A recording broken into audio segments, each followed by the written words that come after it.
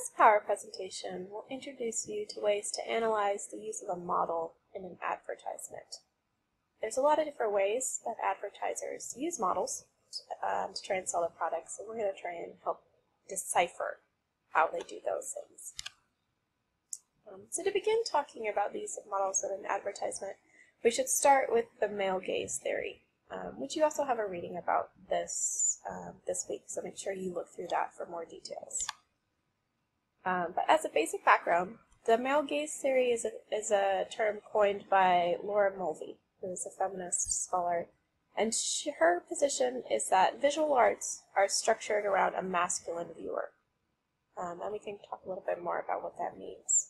This is a way to kind of talk about the relationship between the viewer, or the subject, and the viewed, or the object of a gaze. So you can think about that anytime you're looking at something or someone, we have that sort of relationship that's being established. And in a visual image, it becomes a little bit different because one of them is static and one of them is the viewer. So in the male gaze theory, it posits that historically the viewer is implicitly male. And what that means is that images are crafted to be from a male perspective. It doesn't mean that the viewer is always male, obviously. As females, we can view an image as well. But that the gaze, or the structure, or the format, or the kind of situation involving that image is a male way to view something from a perspective. And the gaze becomes important because it focuses on implied power balance between a subject and an object of a gaze. A lot of times the subject of the gaze has power over the object of the gaze. You are the one looking. And that goes into ideas of voyeuristic looking. A voyeur is someone who's looking. Perhaps we know that we're not supposed to. It's a little bit naughty. Maybe the object of the gaze doesn't even know that we're looking. That's sort of a voyeuristic perspective, which comes into play when we're looking at a static image that can't look back at us. It's important to kind of keep in mind, even if that viewer is not male, the situation makes an implied male viewing relationship. So even me as a female looking at an image, I can read something as sexual or sensual or something like that, even if there's not a physical attraction happening. We can read that male gaze, we can read those things. And the theory can also be applied to other viewing relationships. It doesn't just have to be male-female, certainly. We can apply that theory of the male gaze to other things, which we'll be doing throughout here. Just to give you an example of where this theory is coming from, it definitely talks about classic paintings, especially first kinds of images we have. It talks about the female nude as a particular example of that. You can see here are 3 examples of classical nude paintings. You've probably seen these in museums or the in Chicago even. We can see that all 3 of these women are positioned in such a way that we're being asked to view them as an object. Their uniqueness, their subjectivity, what makes them individuals is really erased on these kind of images. In this one, we don't even see her face. We just see the back of her body. This one, she averts her face, so we can't even see her eyes. She's her body is being presented as something to watch. This one, she seems like she is looking at the viewer, but she seems content with allowing us to view her and her body as an object. Again, object is a way to think about something. It's not personal, it's not unique, it's not individual. It's something to be looked at, to own, to desire, etc. We can also apply that to advertisements really easily. The male gaze is something that we can apply to that. We can see in an image like this Budweiser ad, she's actually become part of the bottle. She's actually become part of a static object. She's presenting herself. You can see with her facial expression, to me, it looks like she wants us to look at her, to desire her, etc. Again, becoming an object of a gaze. Here in this one, another sort of nude experience, definitely aware of the viewer, allowing them to take a look at the body as an object. Here again, in this interesting ad, she's kind of put herself in a position of a mannequin. Again, something that's an object, doesn't have subjectivity, doesn't have individuality, doesn't have personality, becoming something like that. And this man is worshiping her. He's actually kind of presenting us with the correct gaze here. So the male gaze is sort of a complex theory. Definitely haven't covered that in great detail, but it is something to think about. What's the implied relationship? Is the person in the image being presented as an individual, as having a lot of personality, as being unique, as being very human, or are they presenting as an object, something that we can stare at, that we can desire, something that's static? So there's other ways we can also think about models and advertisements besides just the gaze, but I did want to kind of give you a background on that. So there's a lot of dilemmas to consider. We can think about in an advertisement, a lot of times the model is the biggest thing on the page. And based on the last PowerPoint, we talked about that we read as most important. So paying attention to how they're presented is really, really necessary for doing a strong analysis. Another thing to think about as you look at an advertisement is nothing about a model is accidental. Okay, their clothes, their pose, their body, etc. It's all really carefully chosen and constructed by advertisers. You can think about the hundreds and hundreds of photographs that happen at any shoot.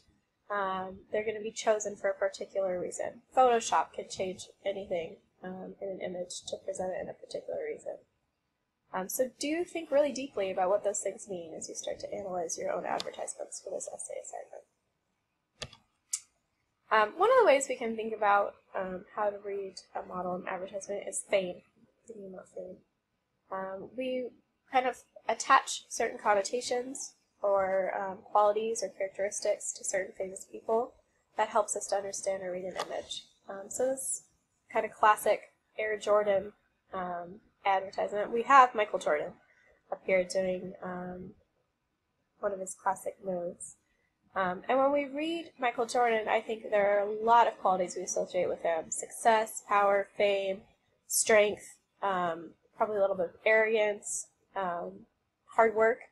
They're all qualities that we're meant to associate with him. So using him as an image for his own shoe product is going to be a really smart choice.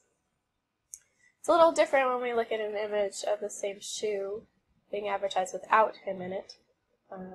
Maybe loses a little bit of the effect. But what they've done here, which I think is really smart, is they've put that classic pose of his to remind us, again, that even if Michael Jordan's not in the ad, he is attached to this product, and that's something for us to think about.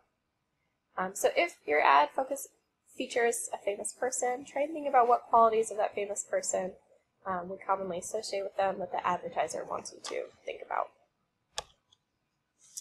Another thing we can think about anytime we look at an advertisement is what clothing the model is wearing. That can communicate a lot of meaning to us.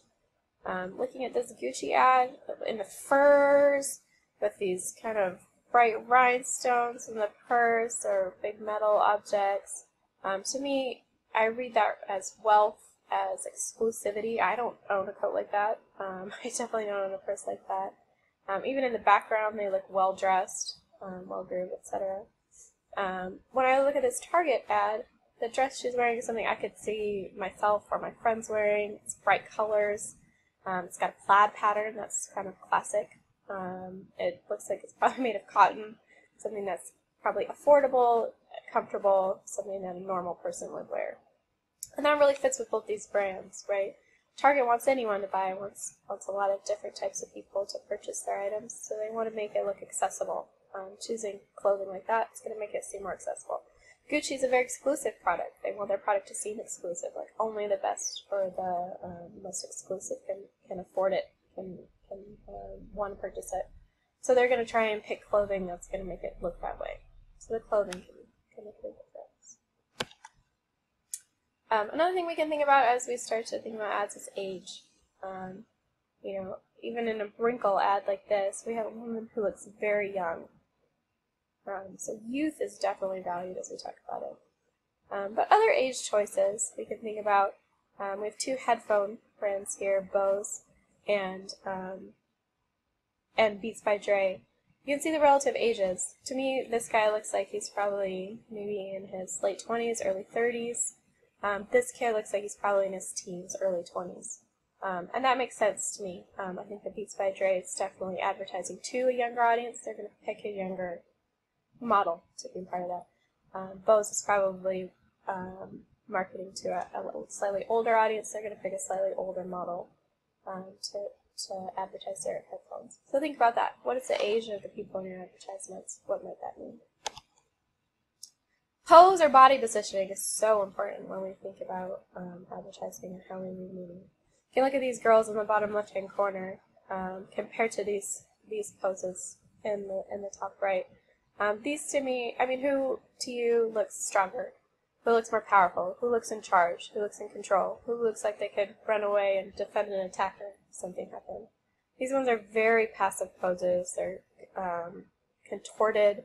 They're not natural. They don't look comfortable. They do not look in control or powerful to me at all. Whereas these girls in this bottom, hands on the hips, straight on poses, you know, the direct stares, they look like they're much more, that's what I'm looking for. They look in control, they look powerful, they look individual, they look much stronger. So think about the pose of the position that someone running gives a very different kind of pose than this. Camera angle can make a really big difference. You can kind of use this as an idea from a bird's eye view down to a worm's eye view. Changes how we read an image. So again, this picture of President Obama, it's slightly down, probably more in this lower view. When we use that view, it makes someone look taller, bigger, more powerful. This is definitely a campaign poster. It's not something that would be used in Fox News article or something like that. So it makes them look strong, powerful, mighty. This one, the same thing. It's probably even lower view, maybe even this worm's eye view. He looks tall, strong, important.